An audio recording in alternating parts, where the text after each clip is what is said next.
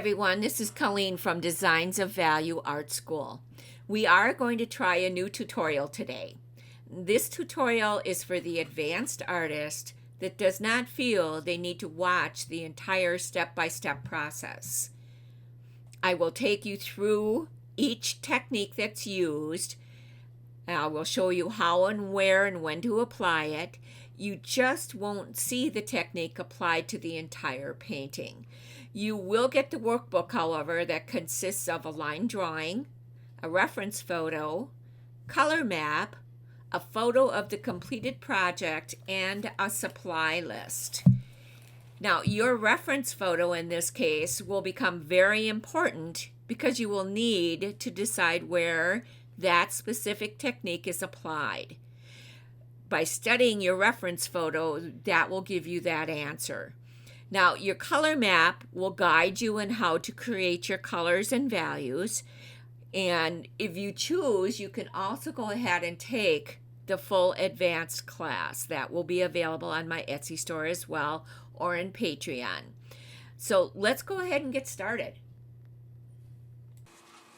Hi everyone, Colleen with Designs of Value Art School. And today we're going to talk about painting this lovely white pinkish rose. And this is the photograph that we're going to use. You will get a copy of the photograph. I've put it on Arches 140-pound cold press. I taped it down to one of my boards so it will not warp because it's such a good paper. This is the transfer design, and you will get a copy of this. And then this is the color map that I've started. And I've chosen the colors. I really liked, and I'll include my little chip here. The first color is our quinacridone coral. It is a Daniel Smith color. And then I took a touch of lemon yellow to it, just to bring it a little bit more peachy. And then the mid-value color is quinacridone red. Now that's a Windsor and Newton color. So I'm stepping out of my box here and going with some different colors rather than my Cennler, but we'll get into our Cennler later. And then the dark pink is just the same color with a lot less water. And then the grays, now what we're going to have here is 2 parts of Cennler blue to 1 part of Cennler yellow. So it's a little bit deeper than the lemon yellow. And then 1 part of alizarin crimson.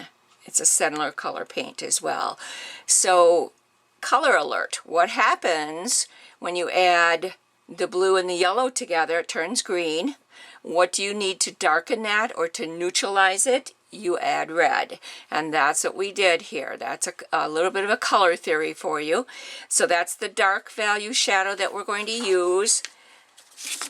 Whoops. And we've got some shadows up in here, a little down in here to create that bowl effect, some down here, and then darker here, and there's some yellow underneath that, but we're going to add the yellow after we're going to do shadows first. This is mostly a white flower.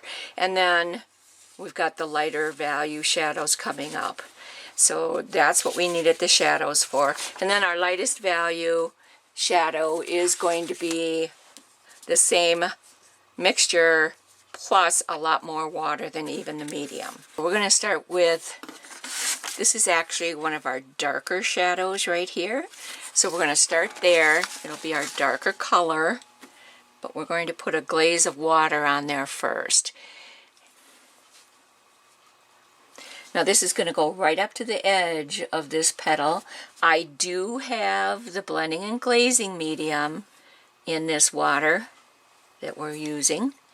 I keep that separate from any other water that I have, because I want it to blend in with the blending and glazing medium, and then it gives me, and it stays nice and clean that way, as well as my brush. I don't use it for anything else but water, but it gives me a longer time, or an expanded time, to work with my colors because that blending and glazing medium makes it last longer. Now, like I said, we're only going to put one water glaze on here because I don't want this to spread all over, but I don't want a hard line either. So I've got my first water glaze on there. Let me grab my number 6. I always like to clean them out just to be safe. You never know.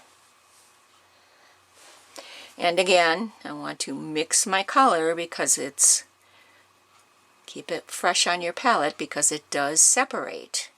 And you don't want that to happen.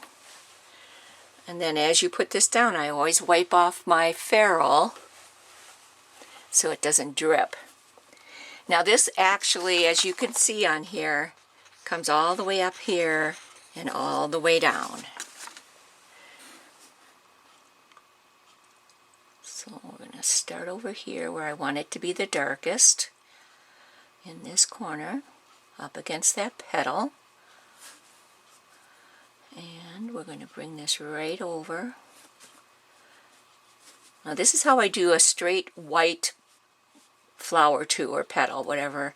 And you always put your shadows on first, especially if there's going to be yellow on the flower, because you do not want to make green, because if you've been studying your color theory, you know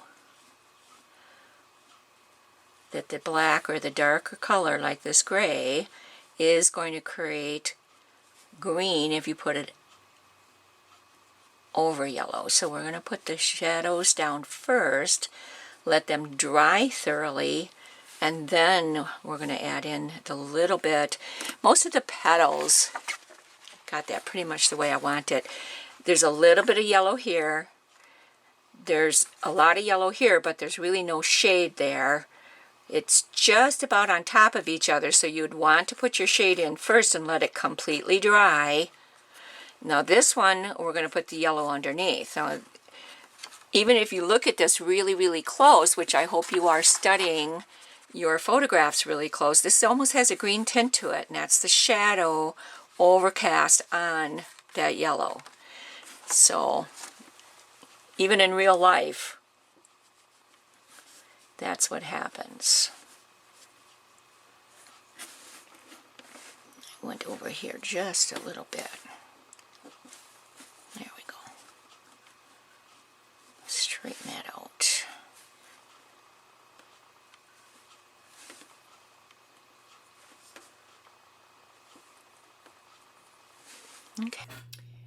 Okay, so we've gone ahead and we've taken care of the first shadow, so you can see how I applied those. Now we're going to go in and we're going to add the yellow, and you're going to see some yellow right over the shadows, and then you're also going to see me do the bowl on the bottom petal. So enjoy that. We'll be back with you then. So we're going to go ahead and do this shadow up here with the yellow, and then we'll come down and do the bowl on this one. All right. Now this one, the green is really, or the yellow, it looks green on the photograph because it turns green, is right in this area. Again, it's behind this first petal. I want to make sure you can see me, and you can. Very little water.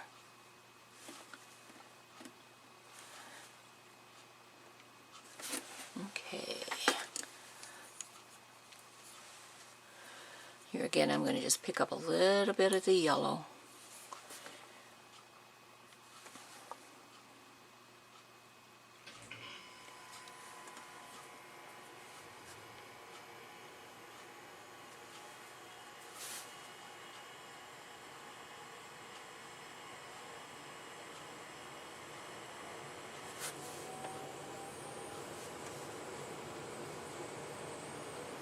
Here we go.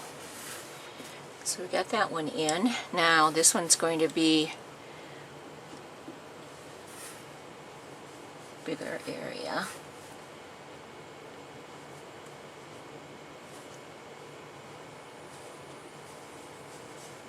So I'm going to put more water down on that one.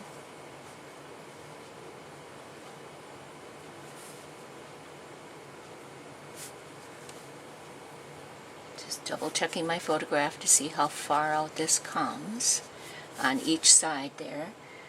Over here it comes all the way to the edge here. And of course it goes right up to the center there. And I'm going to bring it just a little bit further because I want it to be able to soften in. Okay. So now this is going to be our first value, yellow, and then we'll add in some darks. But we want it to be nice and dark up in here, so we're going to start over here first.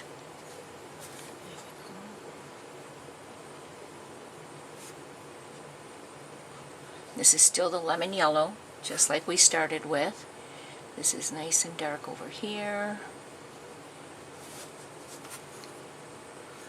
And it gets softer as it comes out.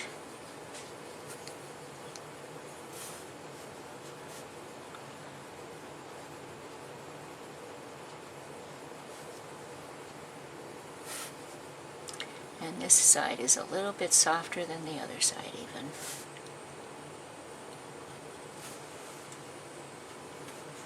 And it looks like I stayed within the water, so we should be good.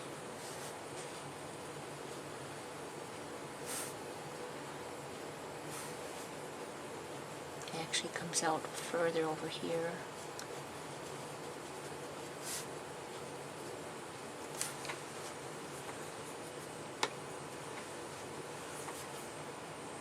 I don't want that to be a hard line, so I'm just going to soften that in.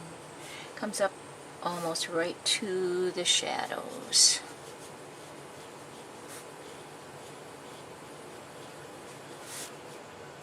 There we go. Okay, now this was lemon yellow, so now I'm going to switch to Sentinel Yellow Dark, and that'll be our mid value. Very little water, just enough to make the paint move. I'm going to add it in while it's still wet. And this is going to go right up under here, over here. Just a touch up in here. And it's going to come down a little ways like that. Now I do want one more dark value in there.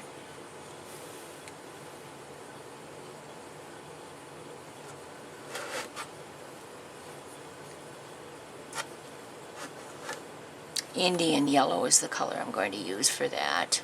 Just trying to see what the color name was here. And again, very little water. This will be our darkest yellow value.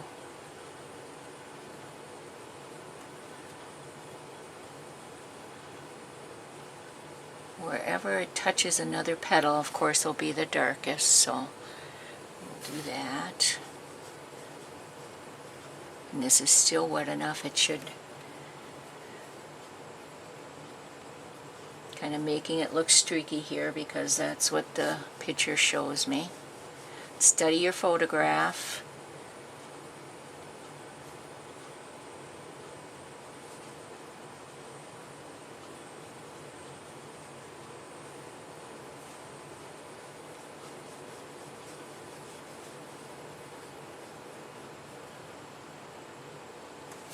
There we go.